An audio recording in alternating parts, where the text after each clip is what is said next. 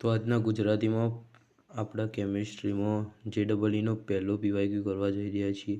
જેમાં પહેલો છે કે sp3 સંકરણ હોય તો ખબર હે કે સમચતુષ્ફલકીય આવ ને હવે દેખો તો મતલબ હવે આપણે MCQ જોઈએ તો sp3માં સમચતુષ્ફલકીય આપણને આખા ખબર તો C કાં તો B. આ તો ઓપ્શન ફાઇનલ થઈ ગયો, કાં તો આવે કાં તો આવી રહ્યો આવે. તો હવે જોઈએ બીજોમાં આમાં આવી આપ્યો, આમાં આવી આપ્યો DsP2. તો આવી રહ્યો આકાર થાય તો આમાં એક અબંધકારક ઇલેક્ટ્રોન યુગ્મ હ.